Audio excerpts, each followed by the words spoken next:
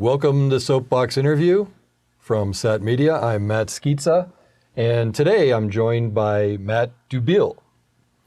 How you doing, Matt? I'm doing great. Thanks for having me, Matt. No problem.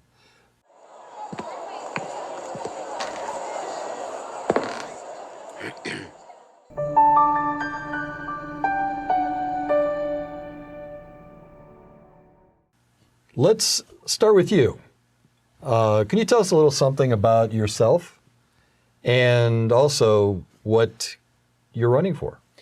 I'm a dad, Matt. I have 4 kids. And in fact, I've been watching some videos of myself lately. I say I have 4 kids a lot because those 4 kids, as parents know, are everything. Right. Been married for about 21 years. We'll be celebrating 21 years this July. Okay. Grew up in Downers Grove. And I'm an only child, which is one of the reasons why I wanted to have a lot of kids. I've always wanted to be a dad. You know, when you're growing up and you're trying to figure out what you're going to do with your life, as my kids are now, my oldest is 20, and he's like, well, what am I going to do with myself? I didn't know at 20 either, but I always knew I wanted to be a dad. And so my time and my life are spent around these 4 people that I have the pleasure of helping and mentoring, and I have Anthony, who's 20, Natalie, who's about to graduate high school, and Rocco is 15, he's a freshman, and our youngest, Stella, is 10 years old, and they are our life. And it's because of them and our journey with them and our battles because of them. Some parents might be thinking like, well, battles with the teenagers, not so much. It's been battles with their schools and with the government and with their employers that motivated me to get into this race for United States Senate to stand up for children and stand up for their parents, because we're already standing up for my kids. I figure we might as well start doing it for everybody else's kids too. Right, right. So before you decided to run for Senate, what were you doing prior to that? I'm a media guy. Media guy. Not unlike yourself. All right. In fact, I know you already have a name for the show, but the title "Between Two Flags" jumps out at me. Did you ever see Two Ferns, Between Two Ferns? Yeah. Yeah. So I've been in media my entire life. I was 17 years old. I started as an intern with Steve Dahl on the radio at WMVP in downtown Chicago. And I worked my way up from doing commercials to being on the air, being a disc jockey, and then eventually working, you know, as you work your way up, you end up working with clients in sales, and like everything, you know, today. And as I did that more and more, I got into it and realized that if I want to have kids, that's where I'm going to be making a living. And so today we have a small business ourselves. We own an AM radio station in Elmhurst, and it's AM 1530 WCKG. And another motivator for me getting into this United States Senate race is our business and the businesses of our clients were completely decimated during this COVID shutdown. And we felt it, and our clients felt it, and I felt like we need to get in there and get helping with these people. Yes, excellent, excellent. So you have a comfortable life, you have great kids, it seems like everything is going great. So why take that plunge into the life of a politician? It sounds like a suicide mission to some, You're right. Especially today. And here's what I experienced. When you stand up and you go to talk to the school board, or you go to talk to the administration at your kid's school, or you're calling your congressperson to get help for small businesses, or to say, hey, why are we shutting down right now? Why isn't the world open? Why is government putting their boot on the neck of the middle class, the parents, the people of the suburbs? Why is this happening, and what are you going to do about it? And nothing gets done, and you get attacked for doing it. You start to realize pretty quickly you can handle it. And if you're doing it for yourself, which I am, and if you're fighting for your children, and if you're going to the school board meetings anyway, might as well start doing it for the rest of the people. Another thing that occurred to me, Matt, during this whole process was I'd look around and I'd come home and I'd tell my wife, you know, like, we're the only ones that are standing up in 2020. We're the only ones that are speaking out in 2021. And even in 2022, it's a little bit more quiet than we expected. And it occurred to me, a lot of people can't say anything because they don't have this comfort level that I do, where I work for myself. You can't cancel me. I work for myself. Now, you could Right. try. They can try with advertisers and advertiser pressure, and they have. And I felt it, but we've pushed through it. And once you start to push through that, you start to realize, well, I can take more than I thought I could. And if I'm doing it for myself, I might as well stand up for the rest of these people, these nurses, these cops, these military people, these people with corporate jobs that can't say anything and are quiet because they're afraid of losing their job. They're afraid of, standing out because the nail that stands up is the first one that gets smacked back down again. And we need that kind of representation. So that's been my motivation to go, all right, I'm already out there anyway. We'll take the shots. I'm going to take them for my kids. Let me take them with you for your kids. And you can continue to do whatever you do. And if you have to be quiet while you're a nurse in the medical system, you can stay quiet because somebody's going to have your back for once. So you mentioned that some of your advertisers stepped away from you for a while. Have any of them come back by any chance? No, and not to no fault of their own. I changed my business model tremendously. I had just altered our business model right before COVID. We became a sports radio station focused on sports gambling because live sports was still active and sports gambling was coming into Illinois. So we put on Fox Sports, we put on Dan Patrick and big talent from around the country, and then some local talent. We discovered a local guy, really great guy. And we put him on the air. And then COVID happened. Boom. Sports changed, media consumption changed, and radio is all about at-work listening and commuter listening. Right. Well, when people aren't driving back and forth to work, things change. When sports aren't happening, things change. When gambling is maybe postponed or we don't know what's happening, things change. And so, boom, our business bottomed out. So we changed and we adjusted our business model to get ready for that. And unfortunately, small businesses in America, they're not spending a lot of money on advertising in general because they're still recovering from being shut down arbitrarily. The whole point of advertising is to get people in the door. If your doors are closed or the government's telling you you have to tell people that they have to jump through certain hoops to get your products and services, doesn't make a lot of sense to spend money on advertising. You just can't afford it. So those small businesses are hurting and they need help too. So was that your major reason that you jumped into the political field, is from the business side where you had the COVID issue and some difficulties there that you felt had to be changed, or is there something else that pulled you in? It was actually the pain of the business problems that I felt and I saw my fellow business people experiencing was what made it as if I had nothing left to lose because it had bottomed out.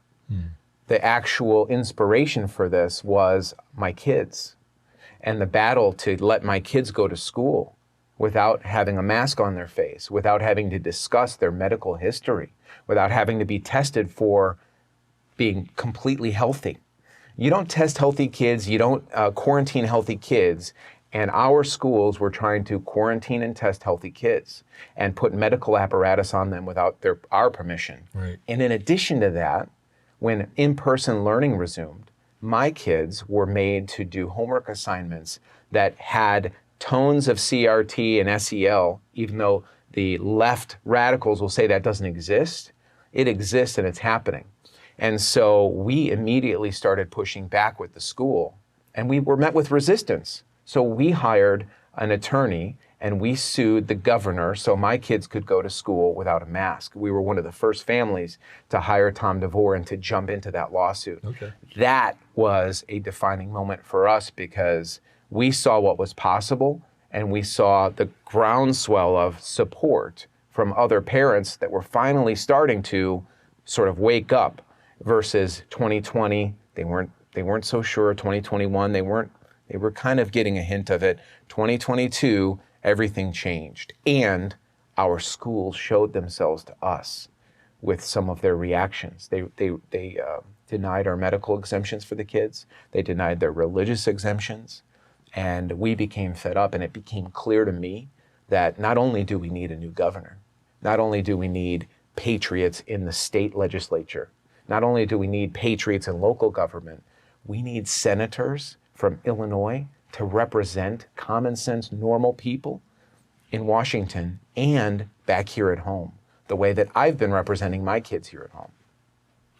So let's take a look at the position itself. Obviously, there's a small army of people running for U.S. Senate right now. And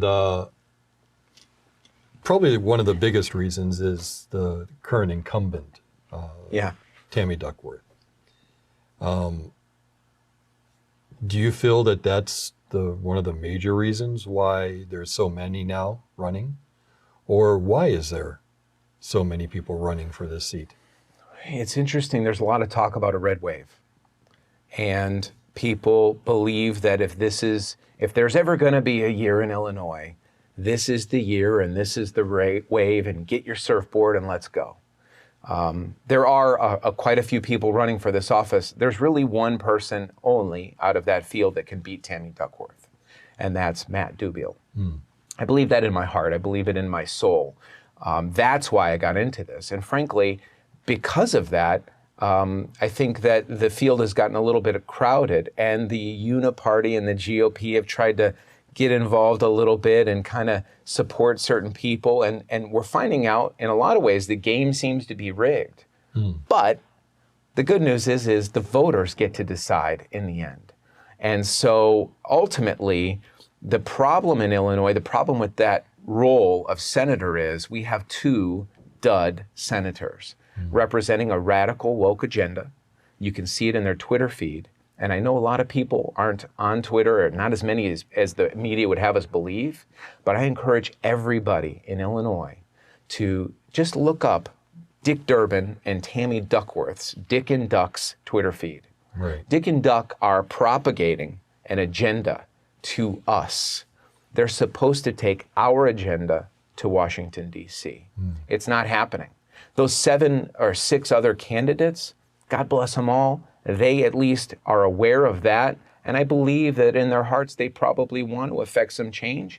And I salute anybody that wants to go through this to help all of us, which is what they all, I think, in their hearts want to do. In the end, though, the person that wins this primary has to be able to beat Duckworth. And I believe if we can't do that, if we put forth the wrong person, Duckworth wins and we never get Dick out. If we get Duckworth out, we have the momentum and the belief in Illinois, this nonsense of us being a blue state is kind of erased. Right. And we have hope and the idea that something is possible, and we can run with that and now focus on getting somebody in 4 years to replace Dick, so that we have some really common sense, logical representation for Illinois, which is basically the bedrock of the United States of America. So you mentioned, and of course, anybody who's going to watch this interview, you said that I'm the candidate that can unseat Tammy Duckworth, and without giving up any trade secrets of any nature. How? This cannot be duplicated by anyone else. Just for starters, just by being me. Nobody else, and I encourage everybody just to be themselves in everything they're doing. Nobody can duplicate you.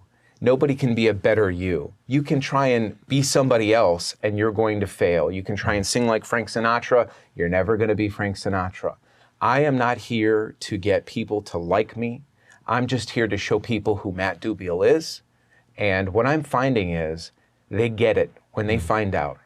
And it's not an ego thing. It's not Matt Dubiel is the greatest. Matt Dubiel is just a real guy. He's a real dad, and he's believes in a lot of the things that regular people believe in.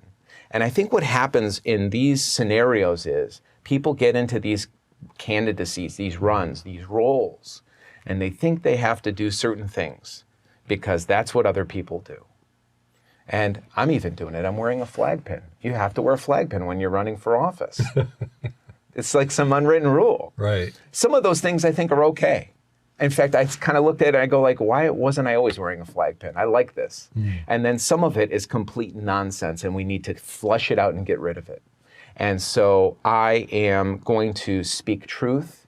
I'm going to be honest. I'm not perfect. I'm not here to win people over. I'm just here to show people who I am and what I stand for. And I stand for these things that other parents, other citizens, other Democrats and Republicans and independents believe in. Basic things like kids should learn math, science, and reading in school. They shouldn't be infiltrated with radical ideas about their sexuality or their teacher's sexuality. Most of us grew up in a time where we didn't even know anything about our teachers. We didn't know they were married until we saw them by accident in public out to dinner on a Saturday night with their spouse. And then you bumped into them and went, oh, Mrs. So-and-so is actually a real life person. Today, our teachers are foisting their ideas and their lifestyle on our children. And both sides don't want that. Common sense people don't want that. So I think in the end, those are the sorts of things that are going to have people who I get to talk with and share my ideas with going, Matt, yeah, I totally get it. Me and Matt are like this. Matt won't let me down, and I won't. So now let's take a look at the state. You know, obviously the next question will probably be the United States, but for now, Illinois. Where's our difficulties? Where has Illinois failed? I know that's a tall question, but here's an example of what I mean when I say that I'm not going to, sugarcoat it and speak truth. Ultimately, and I think people know this deep down inside, and some candidates are saying these things, it's we the people that have let our guard down. It's we the people who elected somebody to the school board and thought, okay, we got that, that's covered. So-and-so's on the school board. We elect a governor because says he's a Republican, Bruce Rauner. And then you go, oh man, this was the wrong guy. We pick the wrong people, and then we sometimes pick the right people, and we don't hold them accountable in Illinois. That's our fault, my fault included. We get caught up in presidential elections and Trump and Biden, and we get caught up in gubernatorial elections. Ooh, Pritzker, yes, Pritzker's got to go. Pritzker's terrible. Biden's got to go. Biden's terrible. There's no question. But guess what? There's more important roles that affect all of our lives that we, the people, don't pay nearly enough attention to. School board seats, state Senate seats, precinct captains, committeemen, these roles that, myself included, I wasn't paying attention to these things. One of those is our representation as a state to Washington. And we get two chances at that, Dick and Duck. And these people are misrepresenting us. And we're all just kind of going about our business. We're still watching the Bears or watching the Cubs or watching the Sox or whatever we're doing while they tweet out. Tammy tweeted out in the last couple months, if she's reelected, Tammy Duckworth, is going to codify abortion into law. I mean, we got a lot of problems in this country. There's a lot of things going wrong. They're signing bills, her and Dick are signing bills that they don't read. They're passing legislation to spend billions of dollars while they wear the flags of other countries on our property. And she's going to focus her next term on codifying abortion into law. It's nonsensical. So that's our fault. That's on us. And if we allow that sickness to permeate through the next 6 years or the next year in any office, it's going to continue to be on us. We get to vote, but we have to babysit that vote, and we need to hold those people accountable, and we need to vote these bums out when they misrepresent us. It's on us. So you're going to be representing the state of Illinois in Washington. Yeah. In the federal government. And quite honestly, how Congress looks at its citizens it's a disaster. We're not really citizens, we're subjects at a point. Yeah. So where do we go with that? As you step into Congress, what needs to change there? Isn't it a sad commentary when the country that was built on this experiment in self-government is flipped, and we've reverted to what we fled. We don't have kings. We don't have knights and dames. We don't have peerage in this country. We, the people, run the government. And so there should be nothing special about people in Congress or people in Senate, myself included. I think the first step to getting there is to getting more people that are regular people to go to office, to go to Washington. More people that get the heck out of Washington and come back home during their term. So Dick and Duck are spending an awful lot of time in the swamp. Tammy has a house in Virginia. I don't know how much time she spends in her home here in Illinois, but they are supposed to go there, represent us, then come back home and see what's going on and mingle with the people and do the regular things. Go to school board meetings. I've never seen Dick and Duck at a school board meeting. I've never seen them standing in line for veterans benefits. I've never seen them battling with the Small Business Association and PPP and all the other things that were going on during the shutdown. Right. And I want to know why they're not representing us, because that's what we need. We need regular people to go, come back during their term, and then when the term is over, we need to find another regular person to go. That's how this thing was set up. I mean, patriots know this, and most people, if they're being taught proper history, know this. Thomas Jefferson is clapping for you right now. Right. You're supposed to, leave the farm, your Yes. kids run the farm, you come back to the farm, and somebody else gets in there. That's how it's supposed to be. A lot of people are talking about term limits and all this stuff. We have to impose them. Yes, I would vote for term limits, but we also have to impose them. I'm imposing them on myself. I'm going for one term. My inspiration is to be an inspiration, show we can get Duckworth out, and now we're going to get Dick out. And so we're going to get, we're going to blaze a trail, sort of take the machete and cut the path, and now we have a path to get there, and everyone knows it's possible. If we start doing that and we get normal people in there, I think we got a great chance at making America and Illinois the best it's ever been. So we've covered you, the campaign, the state of Illinois, the federal government. What do you want people to take away from this interview, from you, that we haven't touched on today? Is there something, a special interest, something that you really wanted to focus on to make sure that people understand who you are? When they tell you when you're running for office to not talk beyond what the people are talking about. Right. Unfortunately, there's so much going on that we can't continue to talk about the same things and expect different results.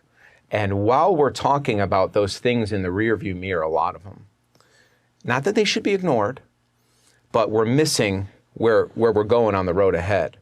And the road ahead is so dangerous. And I don't know if people really understand. I'm going to give you a quick example.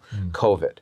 There's a lot of discussion about, well, we need a governor. Yes, we do. We need to get this guy out. Yes, we need to get Duckworth out. I'm here to help with that. Yes, we need to get some state reps, and we need to flush people out that are not representing the people. However, our biggest problems in America are coming from Starbucks, Costco, Apple, big companies, our banks. And they've already been initiated during COVID, where these companies put us on lockdown, even when the government was maybe not so sure about it. The government's supposed to stand in between them and us and protect us. But the government is aligning with big business. The government is aligning with big tech. And they're aligning against the people. People, everyday people, need to really start taking a look at consumer ESG scores, social credit scores, and how all of that, if we don't get control now and get representation now, is going to change our lives and the lives of our children forever. Meaning, you think you can't post something on Facebook now? Wait till later, and Facebook is tied to your car, and it's tied to your electric bill, and it's tied to your social credit score, and government is going, nah, those companies are doing it. It's a private company. You choose to deal with the private company. We need government We need our representatives to stand in the way and protect the people. Ultimately, my same motivation for getting into this race is that protection of our future for my kids and your kids and everyone's grandchildren and beyond. Right. Because that sort of draconian control, which we already got a taste of, I mean, there were memes, and I joked a little bit, if you like your communism, you can keep your communism. That was initiated during COVID. And it wasn't just at the hand of government. It was at the hand of big business and big tech. And I don't hear a lot of candidates talking about that. And that ties directly into our medical freedom. Can you go to a restaurant without showing something on your phone? Can you go to work without talking about what you did to your body or didn't do? It's none of anybody's business. But our medical freedom and our personal freedom and our banking and our travel are all interchangeable and interlinked here with technology. And we need people that are not noobs when it comes to tech, that get in there and know we got to protect ourselves from a federal level on down, because you can have the best governor in the world, but when Costco says you got to wear masks to get in and buy your 12-pound thing of mayonnaise, you are in deep trouble. You're not going to be able to get the mayonnaise or the chicken or whatever new thing is in a shortage, the toilet paper. So they're going to force their will on us. So everybody needs to really look into that and find candidates across the board that are ready to stand up for we the people, for our medical freedom, and for our constitutional freedom, independent of big business and big tech. Matt, thank you for joining us at SAT Media today, and wish you the best of luck with your campaign. Thank you. Thanks for having me, Matt.